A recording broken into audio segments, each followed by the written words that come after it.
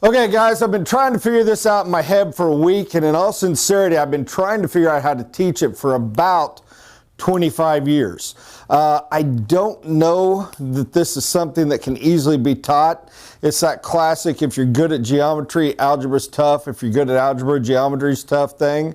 But I got to try, because it is one of the most important things we do. And in all sincerity, if anybody gets this at all, well, I'll go to that in a minute. I want to talk money and numbers.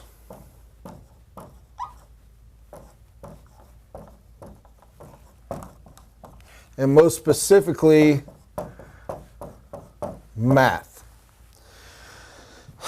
Most people are straight line, logical, linear thinkers. Most people are more intelligent than me, and most people make more sense than I do. In other words, most people think math is a law, math is a rule, and math is set and done. 2 + 2 = 4, 5 × 5 is 25, and so on. I am here to tell you, I need you to lose that thinking. If you can't break out of that linear thought, what I'm going to at least attempt to try to teach, I will never be able to get through. Okay? Sometimes 2 + 2 is -4. Sometimes 5 × 5 is 12. All right? No, obviously not literally. I'm needing to shake a little bit and try to get some metaphor out. You all know that I always say we have 6 sales. Number 1 is getting a lead. Number 2 is getting a presentation. By the way, I still say that's the most important one. Number 3 is contact lender, get pre-approved. Number 4 is sign. Number 6, yes, I know I'm skipping one, is happy client, open house, and referrals. Number 5, many will argue is the most important. Number 5 is closing. The reason we say it's the most important is the reality is what we're here to do is help build houses and also pay our bills. This is when we can actually build something physically. This is when we also get our first check of any significant amount so we can make some profit, because every one of us has lost money up until this point. Here's the problem we run into.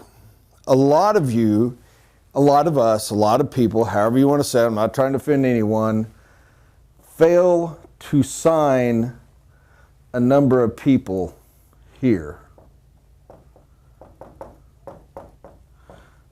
that you could have. Whether you mean to or not, we'll save that for another day.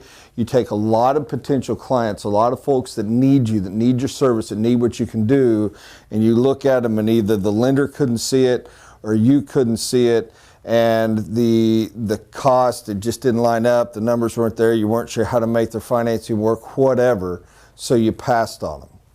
The next one, and the biggest issue you run into, is losing deals here. Nothing is worse than losing a deal at that stage. There's a reason we get pre-approved. There's a reason we go through all these details. Now, some stuff happens. I cannot help you with, I got deployed to Iraq, my wife left me, or our gambling debts caught up. This is the 1%ers. You're going to lose the 1%ers, nothing I can do. What I want to show you how to do is how not to fall prey to linear thinking on math. By that I mean this. You have a client and they've got to have XYZ, but it goes to the construction stage and the construction lender looks at it and says no. And you call and shake your fist and rattle your cage, and maybe you're strong enough to be able to pressure them into doing the deal if it was close, but more likely what you do is you piss them off, you make them mistrust you, and they're less likely to do future deals because this guy just rattles a cage a lot and threatens a lot. I'm not risking my job or my license or my lending and everything with bank examiners over him. So you end up going to a bad place, and that was not worth it. So the question is, how can you get a deal done that a professional lender, a banker thinks has to be done. By thinking, I hate this phrase, but I'm going to use it, outside the box. You got to live out here. You got to live where math is not linear. You got to live where math is not factual. And by that, I don't mean you make up numbers. Let me stress this. Never lie, never mislead, never cheat, never break the rules. I speak from experience. I did that once. It would have been back in 1989. And it's a miracle I didn't get in huge trouble. Had a guy, big cash player, need to get a loan, asked my help with how to make his financials look right. I made the mistake of doing it. And I got busted. And if the owner hadn't liked me and bailed my fanny out, I'd have been in deep, deep duty. Made a huge mistake. I got real lucky. And yes, statute of limitations have long passed on that one, so I can admit it now. But it was a bad deal. So I say to you, don't break rules and don't learn the hard way not to. This is not a world to play with. You want to talk about getting red flagged and blacklisted, try to manipulate and lie on some financial numbers, you'll never get another loan through. What I'm talking about is trying to figure out how it works. I'm going to go backwards in time a little bit. Way, way, way back. And yes, back into the 80s. I was doing car loans. And I met a genius, a brilliant man named Faye Dunbar. I haven't spoken to Faye in almost 30 years. I assume he's still alive and I hope he's doing well. But we used to do loans and you were always told place them with Ford Motor Credit. Ford Motor Credit was easy. They had just developed the very first of the computer approval stuff, a curse I despise more than anything in the modern world. And Ford would turn people down all the time. But Faye, who had a lower interest rate, better allowances, easier to work with, everything about it a simpler term, would approve them.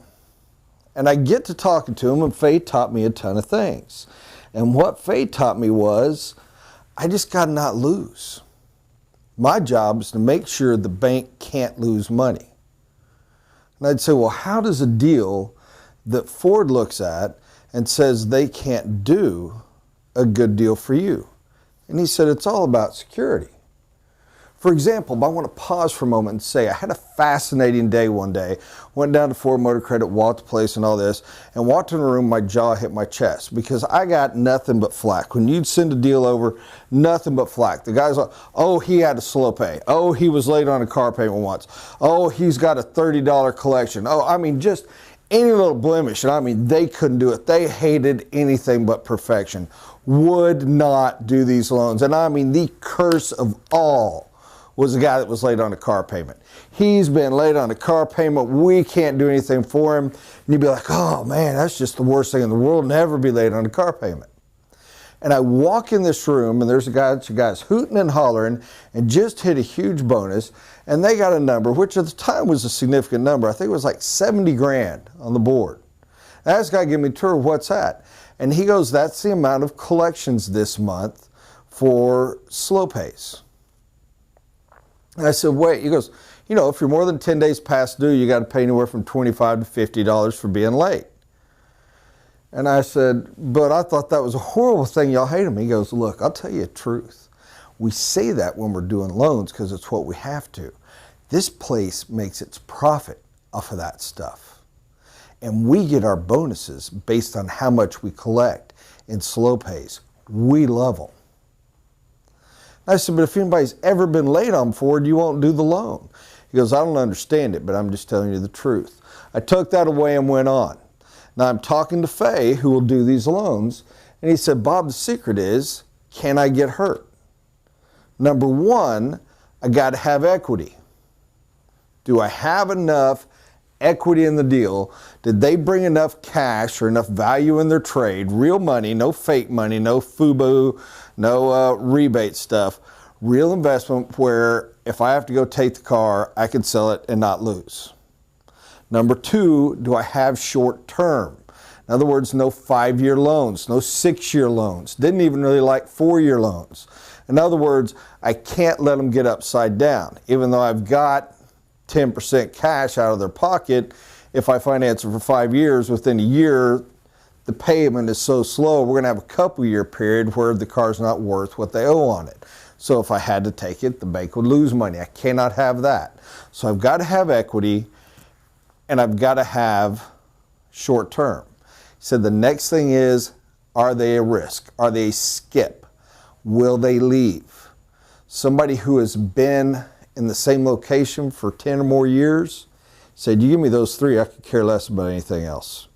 If they declared bankruptcy yesterday, I could care less about anything else because I can't lose. I'm going to find the car. They're a stable person. If I have to take it, I'm going to make a profit. Can't lose. Bank was stupid profitable. Bank made so much money off of Faye Dunbar. And what's bizarre is his philosophy was so brilliant that to not get it is moronic. We all say it, but we struggle to get there. Now here's a truth. We're in a world of actuaries that were trained at universities, and like the Ford Motor Credit guys are taught a system of rules, and computers make most of the lending decisions now, period. We're in a home lending situation, which because of the big crisis a few years back, is the most inspected, watched, overregulated industry in the world. So in other words, everything has to be linear. You're not going to find a Faye. What I need you to find is, how do I make this deal work? If it's being turned down, what's the problem? Is it loan to value? Is it cash in? Is it debt to income? Is it relative value? What's being missed? What's the question mark? And the way you begin that is ask friggin' questions. Research people out. What do they see? What do they know? What do we have? I want to give you an example. I get a call last week. Clients all upset. We're walking away. We've had it. It's been approved by my mortgage company.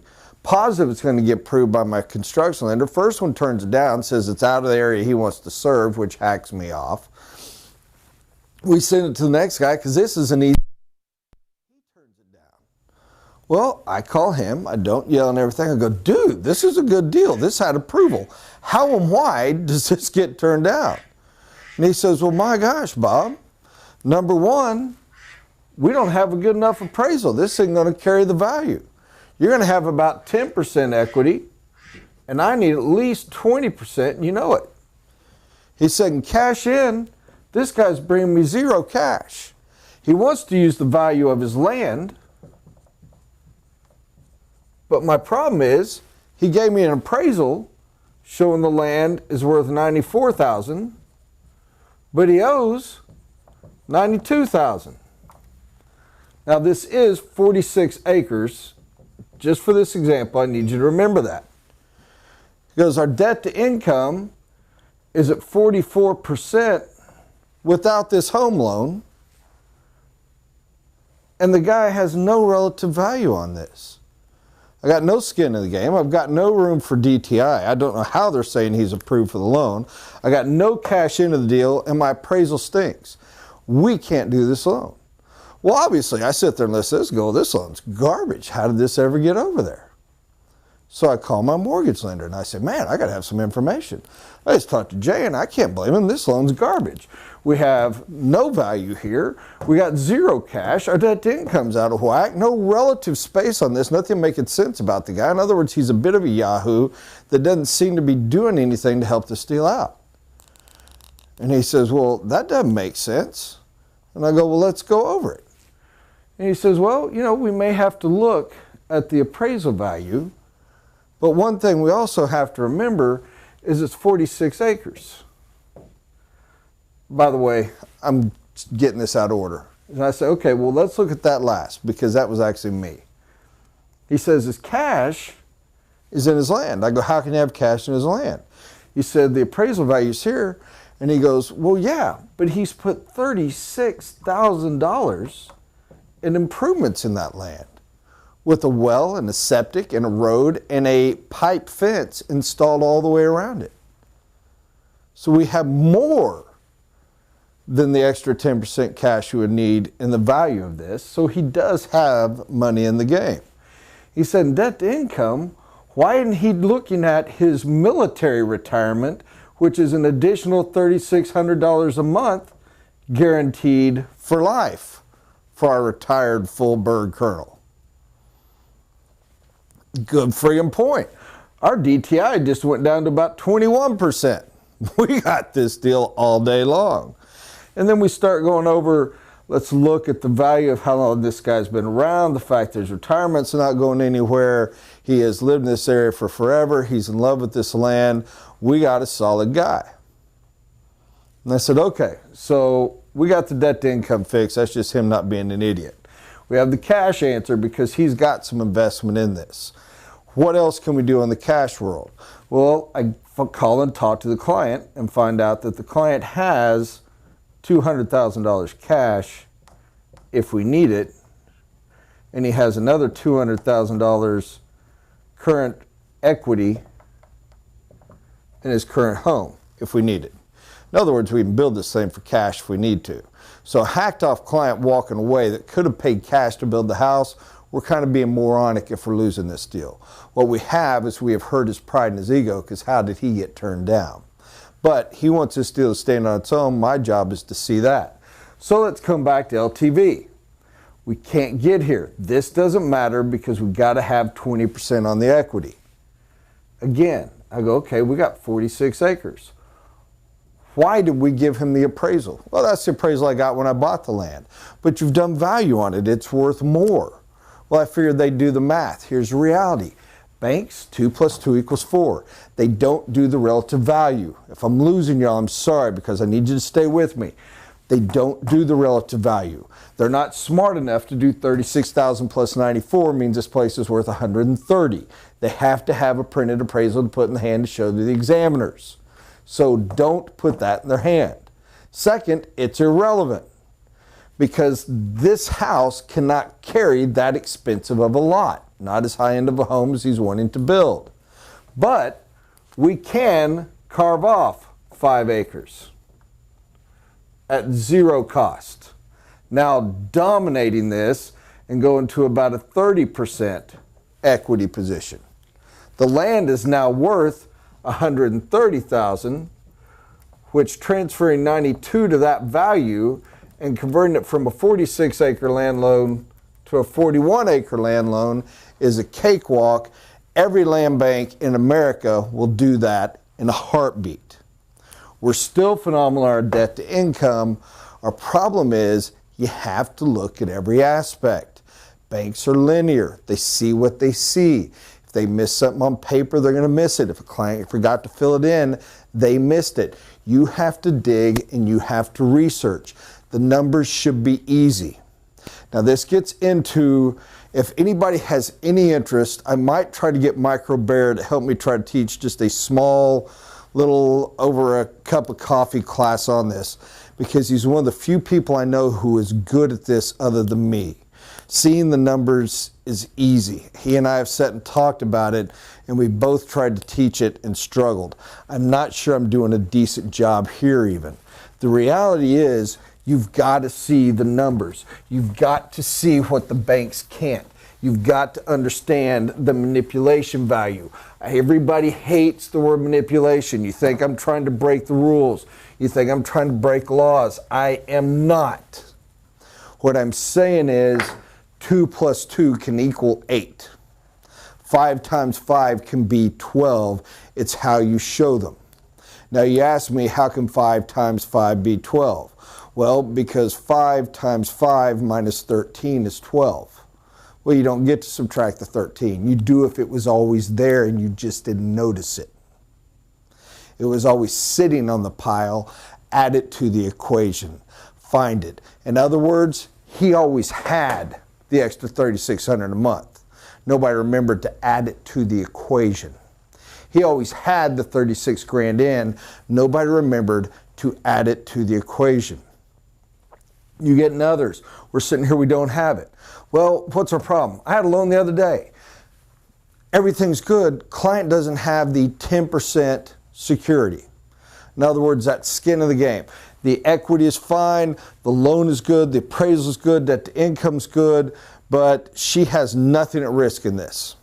And the bank wants 10%. In this case, it was $18,000 held in a CD. Well, anybody bother to ask if she had parents? Anybody bother to check and see if grandma loved her? Anybody bother to find out if she's got a rich boyfriend, something? Turns out mom and dad, she hadn't gone to college. They planned to use the equity in the home for that. They had no problem putting it up and taking out a second on it and giving them the cash to be held in a CD, especially knowing in 6 months it was released right back to them. All you had to do was ask. But you got to think to ask. You got to think to look outside the box. Where are we missing this deal? And you've got to talk to your lenders and know how they look at loans. How do they see it? With Ford Motor Credit, it was all about, are you buying a Ford, are you financing with us, and have you never been late on a car payment? Didn't matter if it made sense, didn't matter if it didn't fit their own rules. It's what they wanted to see. Faye Dunbar didn't want to lose. Ford should have listened to him. I guarantee you General Motors should have. Faye made a fortune. Ford made a fortune. Bizarre different runs, but still, he didn't want to lose. Which one's right, which one's wrong? I don't care. Your job is to help your client get the loan. How do they work? What do they know? When you refer your client to the lender after the presentation, how do you know which lender fits them best? Have you talked to them? Have you asked these questions? Have you gone and run a little gentle checklist of constant minor inquiries to learn about how they work, what their thoughts are, what is their financial situation, what are they comfortable with, which lender is going to see them as a positive, which one's going to see as a negative, which one are they going to fall in with perfectly? If they don't seem to line up, where are we going to find the things to do that? You have to see all these different numbers, all these different values, and all these different measurements, and constantly figure out how you can pull something into the equation that's missing to balance it. And if something's missing, how do you get it? There's a great truth when you're working with lending. Never, ever, ever tell me no. Tell me the condition I have to meet to get it. Last one. I had a client that we had a real struggle. Everything qualified on this loan perfectly. Our problem was the debt to income only qualified because of a huge cash outtake she had taken the year before from her retirement account, which raised her income by 50 grand. She made the case this isn't going to be a problem. We have to do this 2 years in a row. It gets counted. This is going to flow, and we're going to have this forever. So we're going to take another take out of it to do the loan. I'm talking lender, and he's like, I've only got 1 year. I'm taking her word she's going to take that money out. So I can't do it. And I said, so your only stress is the guarantee of that money? Yes. I go, well, what if we go ahead and take it? He said, well, that's fine. Take that money out. By the way, this is February. Put it in a CD with me as security. When the house is done, we'll release it. And I know she's taking the money out. I have my proof that she's going to pass the debt to income I need. I've got triple security on the loan if anything goes bad. And she's done what she said she was going to do, improved it. And what's it matter to her? What's she going to lose? 6 months interest? I'll pay her the same interest. She loses nothing. He was absolutely right. And it's what had to be done. Not complicated. Client gets it. Problem is bankers, by the way, last little note, bankers have a way of saying things that don't sound good to clients. They are not salespeople. They are not able to explain things in a clean way. When there is a condition, try to get the banker to give it to you, and you give it to the client so you can help them see and understand. Guys, I will cover this again. I will go and I will rest and I will think up things I missed. I hope to someday be able to help, because some of you are sitting there scratching your head going, that's no big deal, that's not important, I do it already. Trust me, very, very few people are good at this. To the point, the hardest part for me is trying to explain what I'm trying to explain. if anybody has a question, if this did click any chord for you, call, email me anytime. I will gladly advise, assist, and help. If you have a deal that's not working and you'd like to run through it and try to gameplay one, I will gladly do that as well. Take care. See you soon. God bless.